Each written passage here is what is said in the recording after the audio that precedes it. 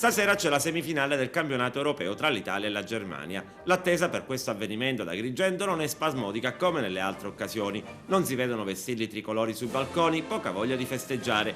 Colpa della crisi economica che ha tolto alla gente e agli agrigentini, in modo particolare, la voglia di ridere e festeggiare per la nazionale. Le tasse giunte fino all'inverosimile, la mancanza di lavoro, la gente non riesce nemmeno ad acquistare generi di prima necessità. Ecco perché non c'è voglia di fare festa. Certo, dinanzi alla TV gli agrigentini saranno numerosi, la maggior parte, ma finiti i 90 minuti prenderanno il sopravvento i soliti brutti pensieri. Il governo Monti ha tolto il sorriso, ha tolto la voglia di fare festa anche per la nazionale di calcio. Se non siamo alla frutta è perché anche questa è molto cara. Ma tornando alla gara di calcio, come andrà a finire secondo gli agrigentini?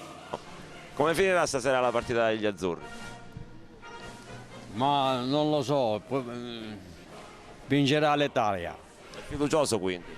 Ma almeno si spera.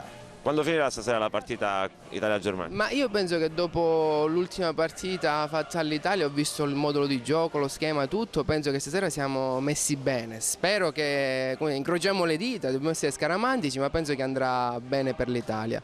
Si dà il caso che la Germania parte con i favori del pronostico, però ogni volta che incontra poi gli azzurri sulla sua strada ha sempre difficoltà. Pensi che stasera finirà allo stesso modo, cioè con l'Italia che va in finale? Sì, io credo fermamente di sì, poi i giocatori sono in forma e quindi credo che riusciremo a vincere anche. Te la senti di azzardare un pronostico? Un risultato finale? 2-1 per noi. Come finisce stasera Italia-Germania? 2-1 per l'Italia. Quindi fiducia al massimo? Al massimo così va bene. Quando finisce stasera Italia-Germania? 3-0. 3-0 per la nazionale? E per l'Italia, certo.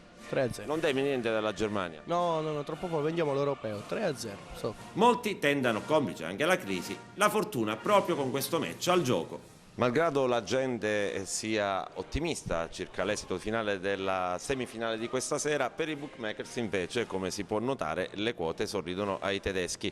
La vittoria della Germania è valutata 1,91, quella dell'Italia 4,40, addirittura 4 volte la posta giocata, mentre il pareggio è a 3,40. Possiamo vedere che anche per quanto riguarda l'under e l'over supera abbondantemente l'over 2,5, cioè con 2 gol in più viene pagato 2 volte,25 la posta in palio, mentre l'under 1,60. Il gol, cioè se segnano entrambe le squadre, è dato a 1,96, mentre se non segna una delle due squadre o nessuna delle due a 1,78. Ma la gente risulta essere ottimista per quanto riguarda la partita di questa sera.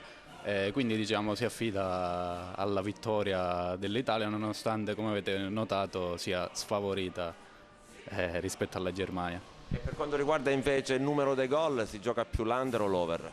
2,5. Ma molti puntano sull'over, quindi prevedono che ci sia almeno più di 3 gol in questa partita. Questi europei ne hanno portato vincite sostanziose oppure un po' tutti sono rimasti fregati dei risultati? Ma diciamo che sì, qualche vincita c'è stata, però non come le aspettative, diciamo. Come finirà stasera la partita dell'Italia? Penso che finisce bene. Che passano gli azzurri? E no, l'Italia.